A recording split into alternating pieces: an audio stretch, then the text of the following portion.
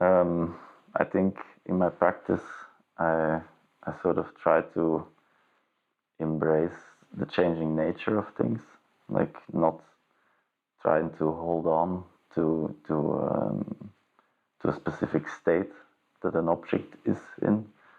I think we see this a lot in for example, in museums or institutions, that objects that are on display there are sort of desperately being conserved. Like, for example, if a painting, like a Da Vinci, the paint starts to chip off, there's restorators who start to work on it. But then after generations and generations of restorers, you're not really looking at an original Da Vinci. You're just looking at the work of like a handful of restorers. So I sort of question, where is this going to, or where are we going to with all these works who are constantly in need of renewal. Also, I think from the moment that things get a certain value, then it becomes a bit tricky, because then they need to be restored to maintain their value. But I think there's only so much space or resources in the world, so I think it's better to see how we divide the resources. Yeah. I think the work that I make is often in its nature unpreservable, or it has a tendency to decay in a certain way, but that's sort of the whole point of the work. And it also needs to be accepted that the work will change, and that it also will maybe not be there. I think in general it's also something that it's good to accept that things are just temporal and will not be there. I think this sort of desperate attempt to conserve things comes from a fear of death and trying to maintain a status quo, but I think it's good to accept that things will not stay the way they are. Yeah. I use a combination of media usually. A lot of sculpture, like in my sculptural practice, it consists a lot of ready-mades, and this is sort of like it's almost like a prop designer trying to find the right object for the right sculpture in order to tell the story. Then I'm also interested in chemistry, like it's almost like conceptual chemistry, where you try to find the essence of an object by looking at the chemistry, what it consists of, and look for other sort of raw materials which interact together with it, or make it dissolve and transform it into something new, and see how these materials sort of interact. So I would say it always depends on the project what will be the material, like how it correlates conceptually, and how I can use it to tell the story. Yeah, I like to use low-tech solutions for like sort of high-tech problems. Like for every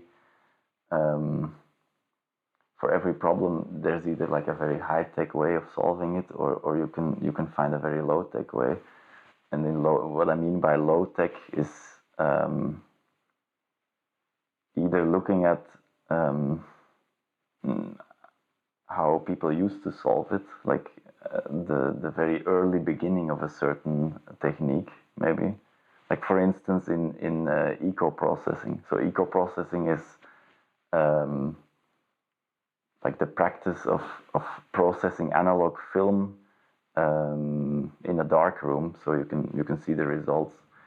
So a high-tech solution for this would be to send it off to a company which has an industrial process and it delivers consistent results. So you can count on the result being sort of a realistic representation of what you see through the camera. And in eco-processing, you basically use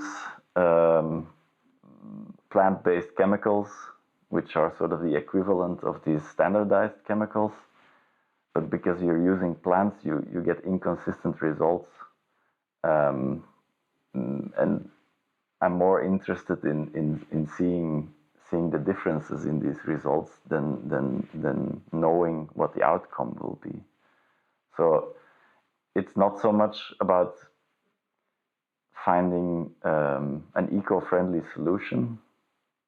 It's more about the inconsistencies. This is what interests me about this. I think there's a strong correlation between how monuments work and how analog film works. Like monuments are sort of physical evidence of a time that's passed. It tells us certain things about this time, and I think analog film sort of works in the same way, where you have like some physical evidence. You have like a piece of plastic, and if you put light through it, you get a certain sense of a time that was once there but is now gone. And I think they sort of work in a similar fashion.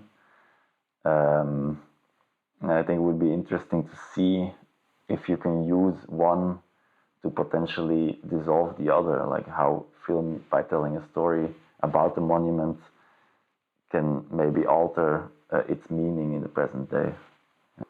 In 2016, I had the chance to travel to Brazil.